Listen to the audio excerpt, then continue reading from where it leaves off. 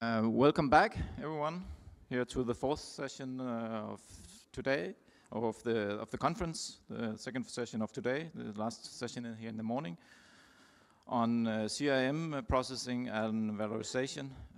I'll be chairing the session together with Saija Luukkonen, and Saija will also give the keynote on value chain perspective in CRM extraction. Yes, the floor is yours. Thank you, Jakob. So, good morning, good day. So it's great to be here. My name is Saija Luukkonen. I'm a professor in mineral processing, head of Oulu Mining School here at the University of, not here at the University of Oulu, but at the University of Oulu. So, keynotes, it's about the perspectives on CRM extraction. So basically giving more like an introduction to the other speeches that are to be held in this session, and basically from the processing point of view, because we have heard quite excellent presentations on exploration so far, but I'm going more into the processing side and a bit beyond as well. So basically talking about value chains in general, not any specific, but mentioning something about when it comes to battery value chains or something else. But I'm mainly focusing on the mining value chain here in my speech, and also some aspects on the circular economy, because this all is like a kind of highlighted when we're talking about where to get critical raw materials, strategic raw materials in general. So CRM is mentioned here, but of course it concerns a lot of other minerals and other commodities that are very important to us, but are not now considered as critical by the European Union right now. So as we all can agree, basically we all need these minerals, and the future, because of the need of minerals and metals for this energy transition, green technologies and so on, it will be very metal and mineral intensive. And the question is really where to get them and how to extract them. So by extraction here, also some terminology here, I'm talking about mostly like a processing or beneficiation, and finally those downstream processing afterwards. So when mineral processors, they produce the concentrate, and what is happening to the concentrates afterwards. So it will be treated, if it's a metal concentrate, by smelters and refineries, or industrial minerals, several purification stages maybe, depending always on the case. But there are a lot of challenges, of course, where to get critical raw materials. And actually I was a bit surprised yesterday when we were listening to this presentation of the person from the European Union. It's that like, how come this exploration activity here in Europe, it's investing so much less funding to exploration activities compared with the other continents. So it was quite an interesting point of view. I didn't know about that, but now I know. And it also may explain some other things, like here. It's just this quite recent publication of this Rigetti and Rissos, where this introduced what is actually the historical world mineral production per continent. And the blue one there, as you can see from the right-hand side, it's Europe. So this not investing too much on exploration may explain this a bit, but also, of course, because in Europe there's like certain areas that there's more potential for mining that also could explain it. But also I have seen other graph, it's not here in my slides here, just stating that Europe is the only continent that where the mining activity is decreasing compared with the others. So we definitely should act, and act now. It's like a latest points to do something about it, not just waiting and planning, but without a concrete action. So it may be too late to proceed, because we are really behind the others afterwards. So Critical Raw Materials Act was also introduced by the European Union representative yesterday, and some main themes here they're mentioned, but I'm highlighting here at least 30% of the European Union's annual consumption for processing, and at least 25% of the European Union's annual consumption for recycling because these are the topics that I'm going to focus more in my speech here. And also one graph from the same paper of Rigetti and Resource, just that what is the thinking about the rare earth permanent magnets value chain here. So Europe, again, it's European Union is blue. So think about the mining of the rare earth concentrates, separation of rare earth oxides, rare earth metal refining, or rare earth magnet production. Can you see blue there on those columns? Not so much, I would say.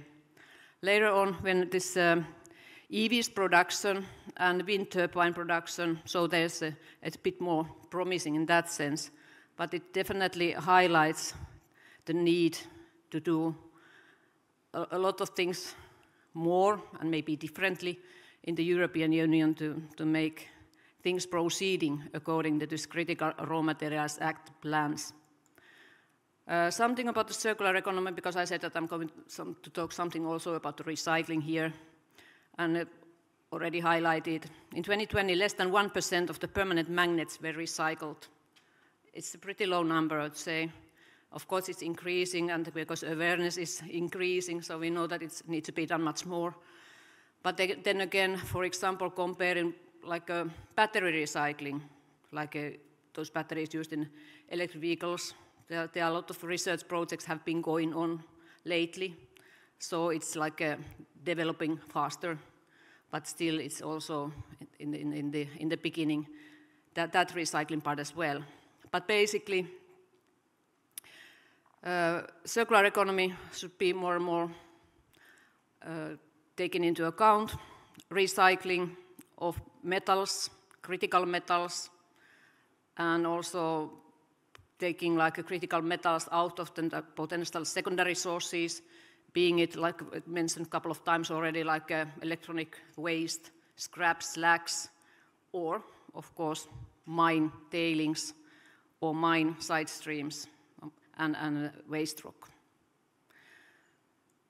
Okay, but taking into account the fact that there's an increasing demand of raw materials and minerals, so even though the recycling rates were 100%, which it definitely is not, so it means that new mines are needed.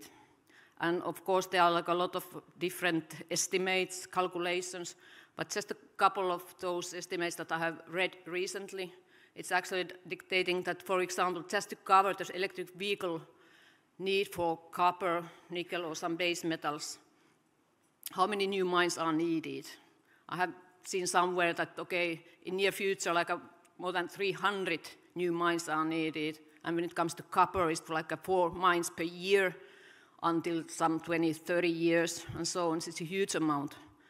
Of course, one can think about, is it really sustainable, especially in this atmosphere, but typically the opposition towards mining is quite notable, especially in the European Union area, and yet we are the ones that who do have, here in Northern Europe, who have like a potential for new mines. So there are like a lot of things to be taken into consideration, so it's, things are definitely not very straightforward when it comes to opening new mines. Not in my backyard, you all know that, and we will hear about more about this, I think, in the last session. But yeah, what are we dealing with? Even though that there wasn't increasing demand for raw materials, we are dealing with these challenges that ore grades are decreasing. So they, for example, base metal, copper and nickel, they were definitely higher 100 years ago. So in order to get the same amount of concentrates, commodities, it's larger tonnage needed to be mined. And you know that this, most of the processing methods currently used, they are wet processes, which means that they need water. So in order to, if there's more mining, it means that more water is needed to produce the same amount of concentrate. And then more complex disseminated ores, finer grinding required to liberate, because one crucial point from the processing point of view is that all these materials, valuable minerals, need to be liberated. So it requires grinding, and grinding is very, very energy-intensive part of the process. So basically, how to deal with all these challenges that we are facing right now, definitely need a lot of new ideas, holistic solutions, really thinking about the value chains and maybe even ecosystems, have a wider perspective to the whole theme than maybe it has been before, to reduce negative impacts of processing and negative impacts of mining, of course.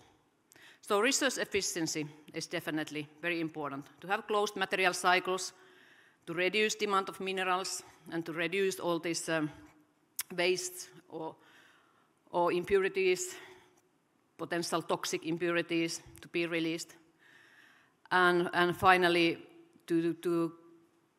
because, for example, think about this water, is that a big part of the mining is already taking place in the areas where the water is already a scarcity.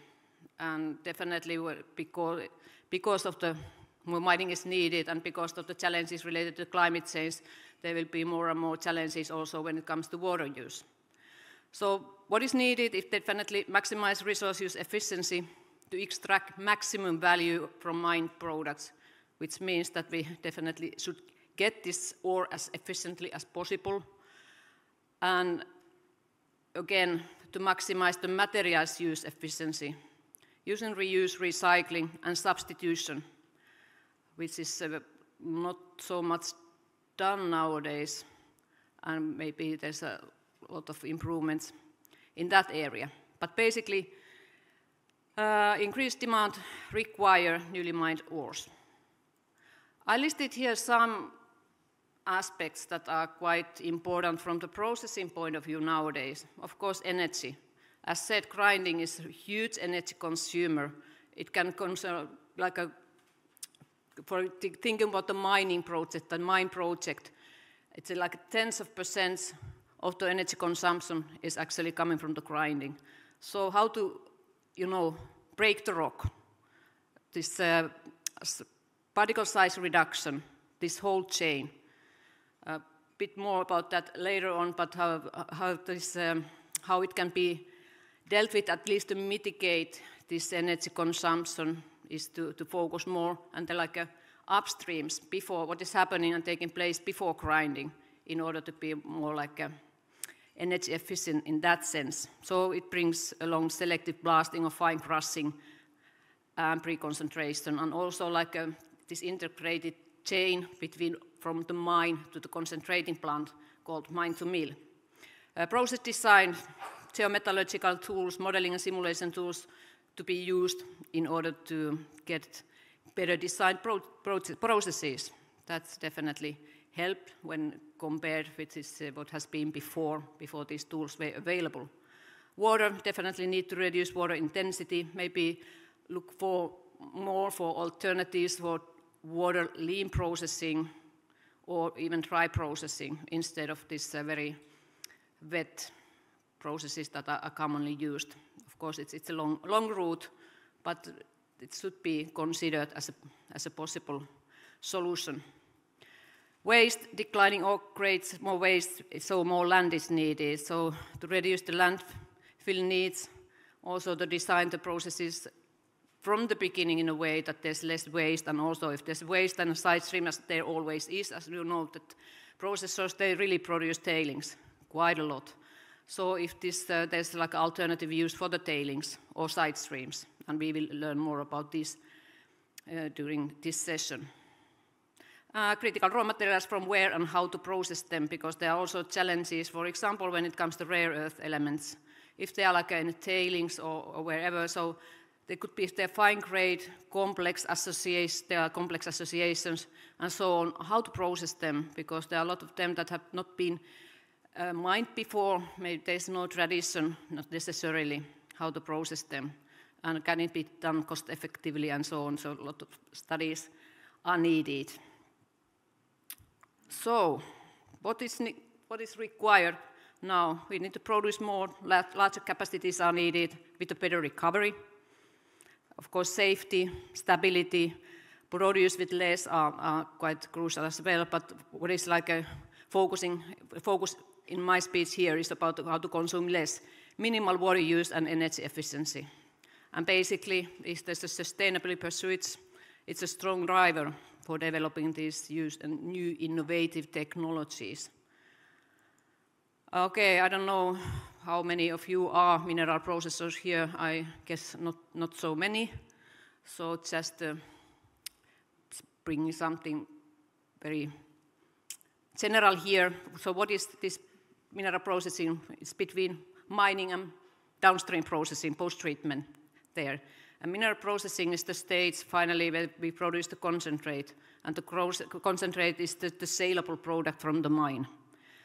And what are the main aspects of the mineral processing? What is needed? Is this the particle size reduction?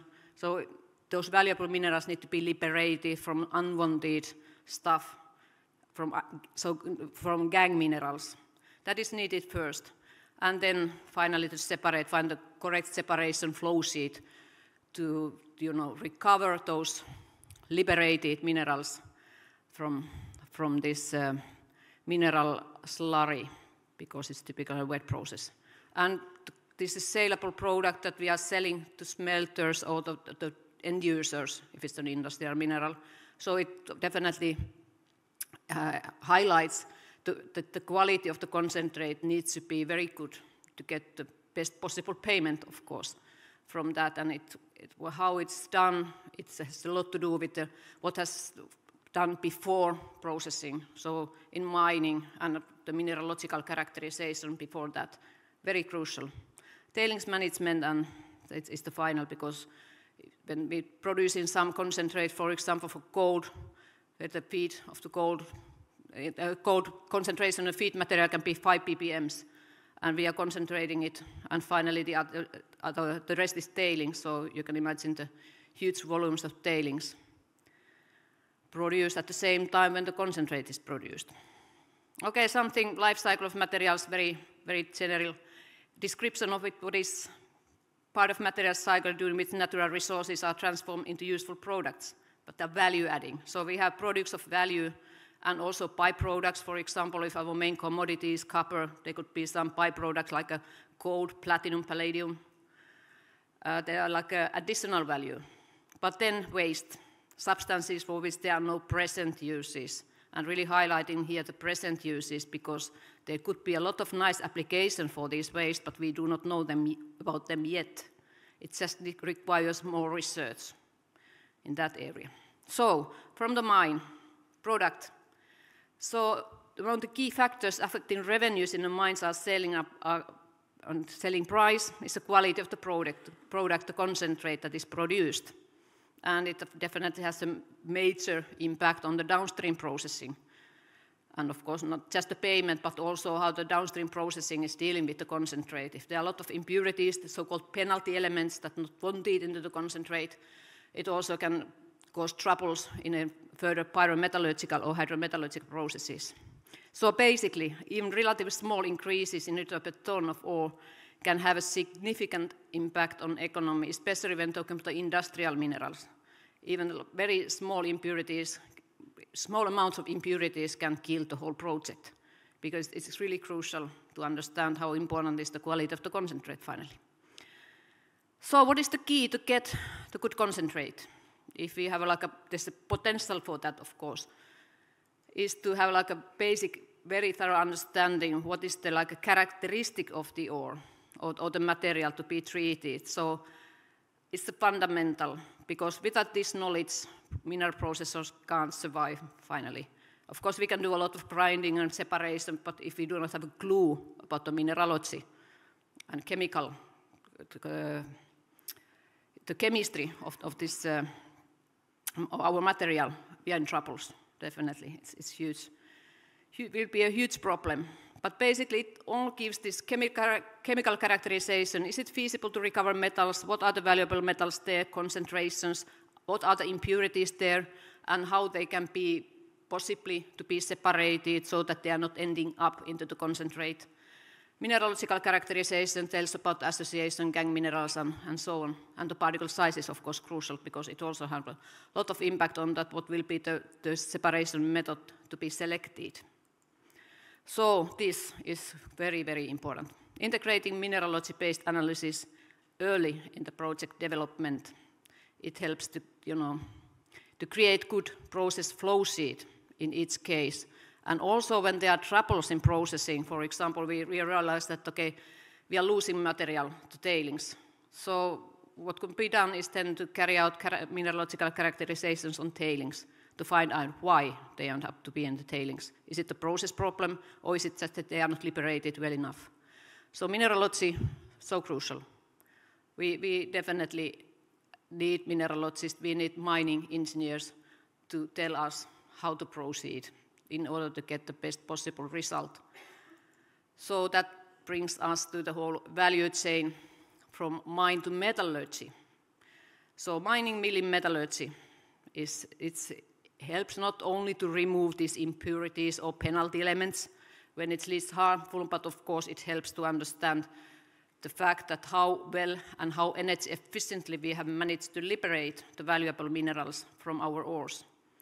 So basically, the more efficiently we do mining, and we will get less waste rock.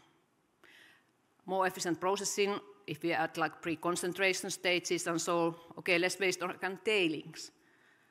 And of course, we find alternative uses for the tailings material. It helps a lot. And again, not going there in the details because there are other speakers today who are enlightening that part more. Removal of penalty elements during processes, of course, better payment for the concentrate. Size reduction, blasting, crushing, grinding. This whole chain can be optimized in the best possible way, so it could help a lot to reduce this energy costs at the mine site. So if this mine to mill concept is very well integrated, so it creates a lot more possibilities compared with it as if there's no real connection between the mine and the concentrating plant. Some figures here mention this energy consumption and grinding mills. It is not just the grinding because as a process it is energy consuming, but also the grinding mills because they are huge mills, a lot of them are needed.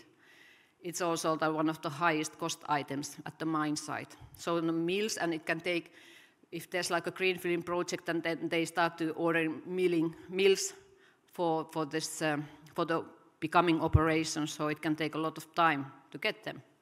There are a lot of practical issues there as well. But energy consumption is really, really high. And this conventional grinding is also a bit inefficient in a way that there's a lot of heat is forming, but it's like not all the energy is used for the breakage there. But it's just, lost in a way. So this distribution of energy at the copper mine site, just the examples, of course, there could be some differences based on between the different mines, but just one example to give the big picture here. If it's like blasting 3% or 5%, and then following crushing less than 10% again, and then grinding 80 to 90% of all these rock breakages. So you get the point. So important to have this real connection from the mine to mill, and in that way to optimize this rock breakage chain. Pre-concentration, nowadays there are a lot of nice technologies available for pre-concentrations, and many mines are already applying these in their system. If it is possible to remove waste rock before it goes to the grinding stage, the better. Of course, then the feed grade to the grinding is, and the following processing is then more. Of course, a lot of benefits there to apply these pre-concentrations or, for example, sorting systems as part of the processing schemes. A lot of companies are providing nowadays these solutions. That was about the rock breakage and really these early stages of the value chain before separation. But some words about the circular economy now go a bit beyond actually to the end part of the processing chain here, more going to tailings and waste. But the circular economy, basic terminology here, you probably all know. Linear, what has been before, take, make, and dispose. And circular is basically expanding the life cycle of the products. And it's also, as mentioned already before, kind of that the concept of waste is dynamic. So if there's like a waste that there's no present use, but it's a dynamic, so in future, in 10 years, after 10 years, there could be use for that. So it's like really important to do research in this area and then find solutions to minimize this amount of waste and really think about waste as a raw material for some other alternative industries or uses. So a couple of terms here: reduce, reuse, recycle. Reduce, how it's about this resource efficiency that I talked before, the efficient exploitation of resources. And reuse is also like a recycling of not just the tailings that was mentioned, but also wastewater, because we are using water in our processes, and there's always the potential materials, minerals to be recovered from the processed water. In the water, it's recirculated at the concentrating plant. There are something harmful things, for example, residual chemicals, but then there could be some lot of elements that can be recovered from there, as well originating from the ore. Recycle, very common term for you, all of you. But from the mine to metal products, it can be like a very linear value chain, but it can be something like that. So basically, waste is formed from processing, from metal extraction, from metal recovery, from smelters, refineries, at the concentrating plant. But then again, it can be also valorized as products. And this is like a core, talking about the circular economy in this business. Not just the linear value chains, but really circular value chains in that sense. Tailings, mining and processing wastes. More than 100 billion tons of mining waste are generated annually. Definitely likely to grow because more mining is needed if we are following this theme that we need more raw materials and more mines. So something to ponder, definitely need to find solutions to find uses for the tailings, not just landfills or not just the minefields, but also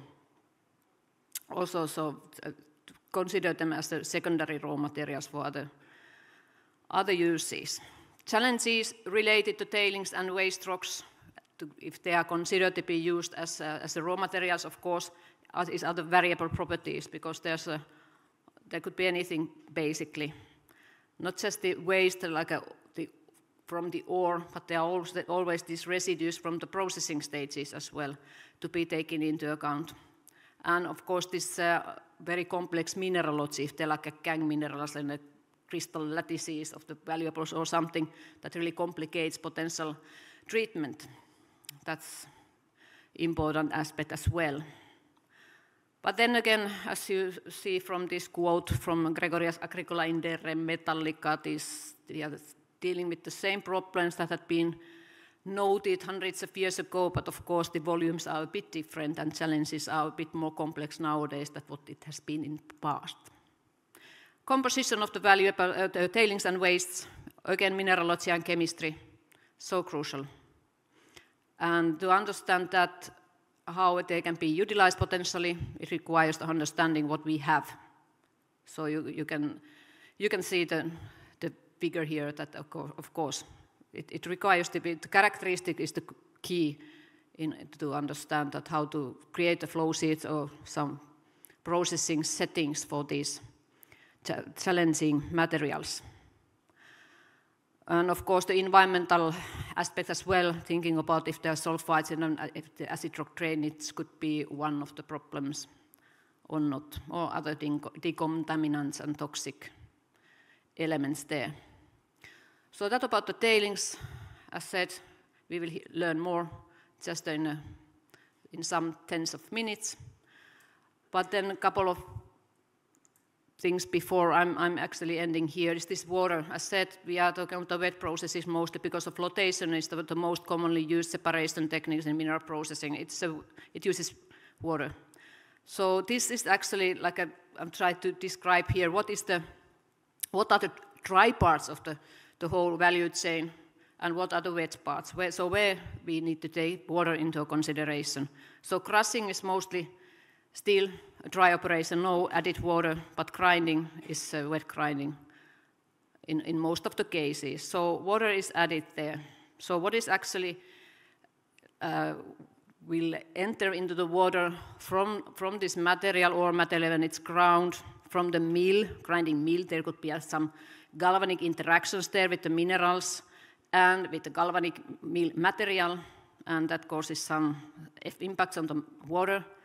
And then, of course, because chemicals are used, reagents are used.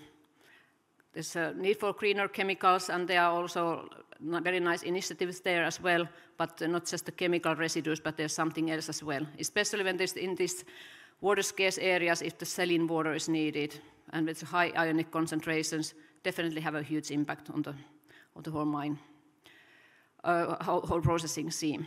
So how to deal with water?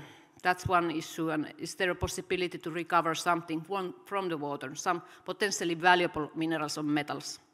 Something about the average water consumption, you get the point when I was talking about the water, so if it's like from 1.5 to 3.5 cubic meters per processed ore, water is needed.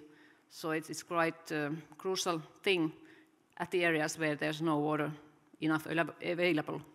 But basically, this extraction of potential valuables from the stream is interesting, and also the research, a lot of research is done in that area as well, and I'm very happy about that. But of course, requires a lot of understanding, and also experts from different areas and from different disciplines, so they really need holistic solutions, that part as well, in order to get really good ideas how to manage with these challenges related to water. Okay, and one last thing is actually a bit, not so much about the mining value chain, but it's the recycling of metals as like a source to provide metals, critical metals, raw materials from secondary sources. Of course, it's a sustainable strategy as described here, but there are still a lot of limitations. Relatively low efficiencies in the collections. Thinking about your mobile phones, for example, a lot of promising critical raw materials in there, but where do you put your old mobile phones? Do you recycle them, or are they in your closets? Most probably, at least mine are, not very well recycled, these metals. So the collection is really one of the keys, of course, that they are collected efficiently in order to get these metals to be recycled and to be recovered. Of course, primary materials are often relatively abundant and low cost, and end-of-life recycling rate are still low for most of the metals. There are some maybe more updated versions and graphs from here, and just show a couple of those to give a big picture here. So the red ones are those elements that end-of-life recycling rates are less than 1%. It covers quite a lot of rare earth, as you can see. Lithium, not so much recycled. These blue ones are when there's more than 50%, so there are some base metals, copper, nickel, and some precious metals, palladium, platinum, gold, rhodium, etc. So it's relatively okay there, and some aluminium, iron, okay. But then again, as you can see, many of those critical metals or critical minerals, the recycling rates are really, really low. And of course, I think that people are aware of this fact, and it's improving, and it already has improved, and will improve in future, but still a lot to be done in that area.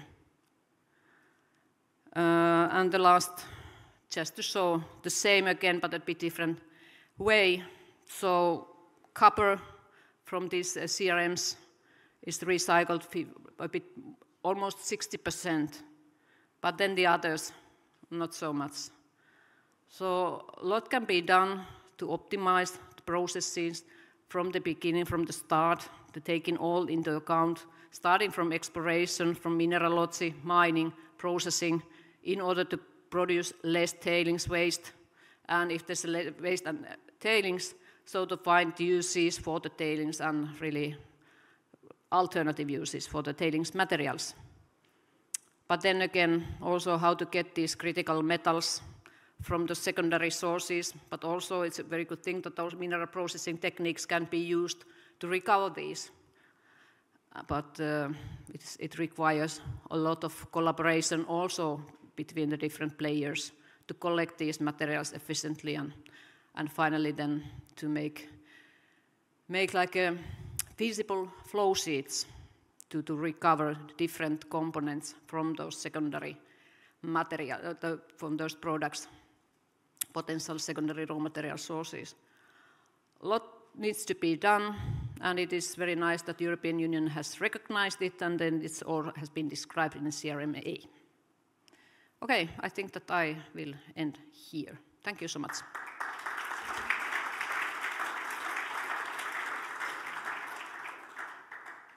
Thank you, Saija, for providing a great overview of the mineral value chains. I'm sure there will be some questions.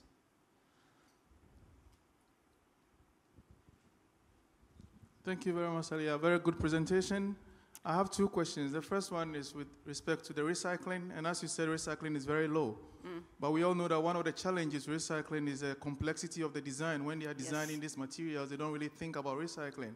So we design very complex materials. And then when you run to recycle, it's very, very challenging. Yes. But I know that the AU came up with this design for recycling, whereby the manufacturers are supposed to think of recycling. I don't know the status about this. What is the status quo when it comes to this AU policy that came up?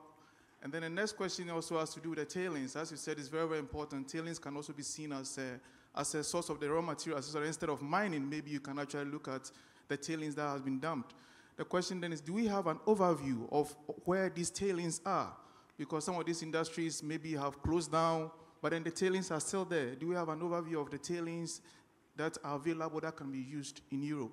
These are the two questions I have.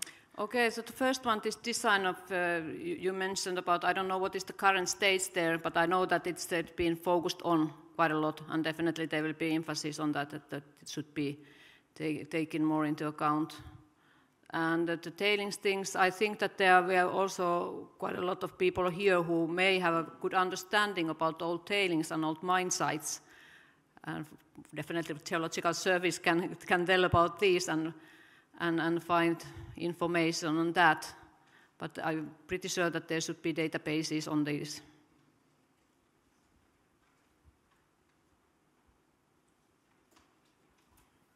Thanks, Saija. Really good overview. That was fantastic. I just wanted to ask about something you didn't mention that much, which is ore sorting. I've been to a couple of mines recently where they've been terribly proud of their XRF or optical ore sorters. Do you see that as adding significant efficiency into that value chain? Yes, actually, sorry, I used maybe just this term of pre-concentration. It was actually mostly about ore sorting. Yeah, definitely, because it reduces this amount of waste rock to be ground, and it improves the energy efficiency and overall efficiency of the processing. Yeah, sure, very good. Yeah, I also endorse the comment from Catherine. A wonderful presentation, Saija. Thank you. Something that I've wondered about from the point of view of trying to reduce blasting and energy and transport of materials is that in situ leaching, which in uranium mining, particularly the Athabasca Basin examples in Canada, and whether if you can ensure hydrological integrity so that there's no contamination into surrounding areas, and tailor-made lixiviants that you could be fragmenting the rock in situ and then trying to extract the metals. Do you think there's any future in that for a whole diversity of mineral deposits? Yeah, I'm pretty sure at least in the southern hemisphere, this in situ mining or in situ leaching, definitely. Actually, we got a visitor from Australia just a couple of weeks ago from M3 Mining, and they are really focusing on that research a lot. Of course, it's done already in Australia, but they are doing more research on the area, and it's really something to be considered for future purposes.